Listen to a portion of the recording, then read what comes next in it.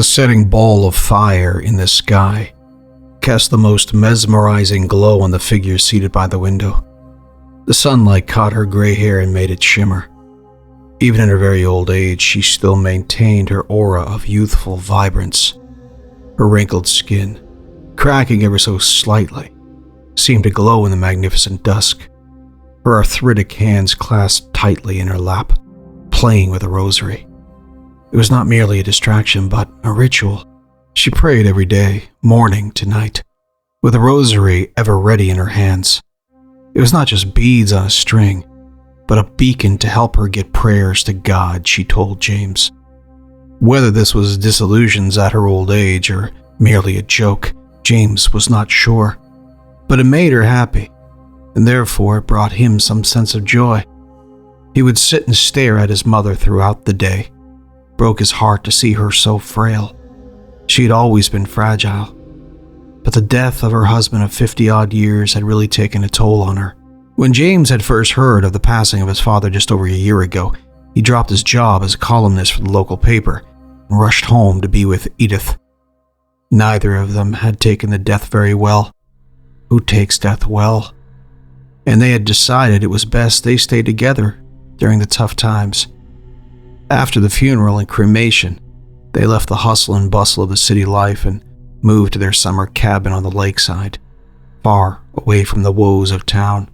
It was not merely to get away from the city, but rather to spend their time in a place that brought them joy. The cabin was a yearly getaway for the whole family during school summer break, and they would spend the month fishing, canoeing, and playing board games. The tradition had continued well after school ended. It was their way of staying close to their father and husband. James cooked and cleaned for them both. It wasn't a huge cabin, so he had no problem, was managing just fine. He made weekly trips into town to collect groceries to feed them. Life was simple. The only problem was Edith. She just sat praying. She didn't seem to be healing or getting anything from their seclusion. James, I've got something I would like to do. This was the first time she had spoken in ages, besides the frequent thank you and nods when being addressed. What is it, Mom? What would you like? James asked her excitedly. I'd like for us to talk to your father. I've prayed on it, and I feel him here with us. He just has no way of speaking. James was unsure what exactly she meant. She looked at him hopefully and seemed to be waiting for an answer. Seeing how excited his normally quiet mother was, James asked what talking to his father would entail. I've seen a few articles in the paper, Edith said. We'll get the lady in to be the mediator between us and your dad, and she'll help us talk to him. James rolled his eyes and let out a groan of annoyance. His mother's face dropped, and he could see the bright flare in her eyes snuff out from his response. Not wanting to see his mother return to her comatose state, he told her they could indeed give this mediator a call. A week had passed since they had called the 800 number listed in the paper. His mother now sat at the window, phone in hand rather than the rosary. James was not usually an analytical person.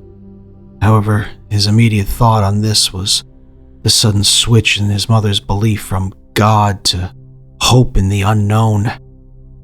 What this meant, he did not know. Later that day, when the blazing ball highlighted her gray wisps of hair, the phone came alive. It startled them both as they sat in silence. Edith merely stared at the phone, prompting James to take it and answer. He listened intently, nodding at what was said, and thanked the unknown caller. His mother stared at him, too shocked or anxious to ask. "She's coming tonight, Ma," James informed Edith. The bright sunlight seared his eyelids. He mumbled while rambunctiously reaching up to cover his eyes. Why had he left the curtains open? Having adjusted relatively well, he managed to open his eyes at last. He looked up at the sofa, knew immediately it was not his bed. He'd woken up on the floor and had no idea why. His back clicked as he sat up. Hard floor is not an adult's best friend when a good night of sleep is in question.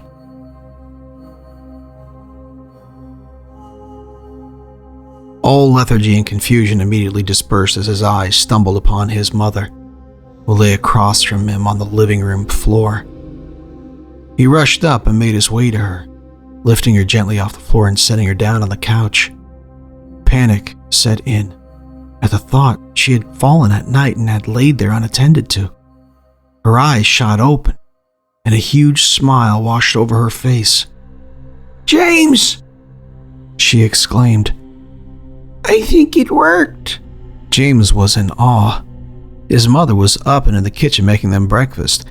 She hadn't walked this much in years. Confused, he sought the newspaper to retrieve the number he had last called. After a few rings, a nervous-sounding voice answered.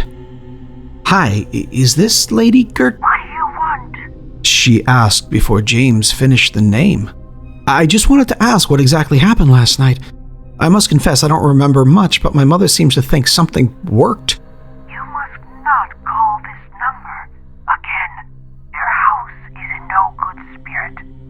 I am sorry," Lady Gertrude said before hanging up. Even more confused, James tried recalling the number. The automated voice on the other line informed him that the party was out of service. James inhaled deeply. He could smell bacon. "The number you have dialed is out of service. Please try calling the number again or dial 0 for assistance." "Mom, what do you mean it worked? What worked?" James asked his mother. "I can feel your father, honey. It's almost as if he's sitting down to breakfast with us," Edith said.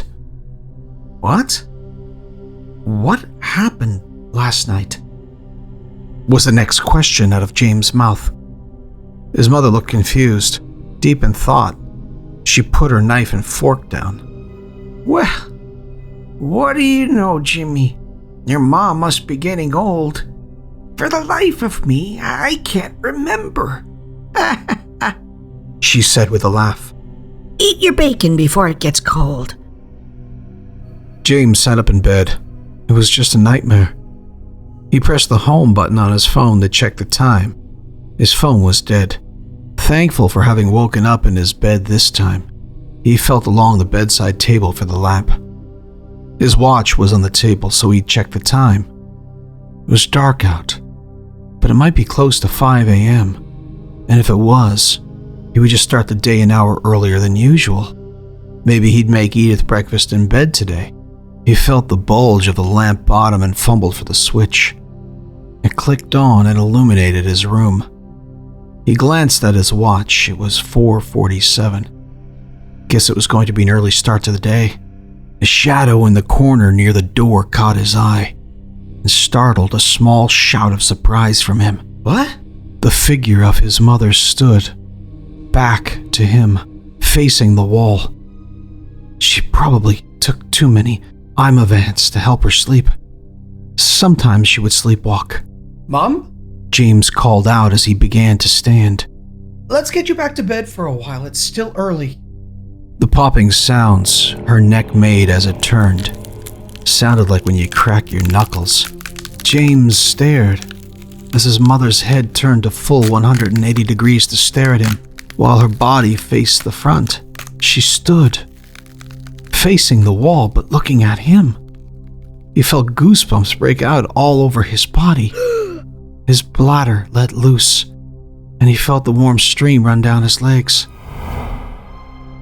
"Sorry, Jimmy boy. Your mother doesn't seem to be here at the moment," said the head of his mother, with a voice that wasn't hers.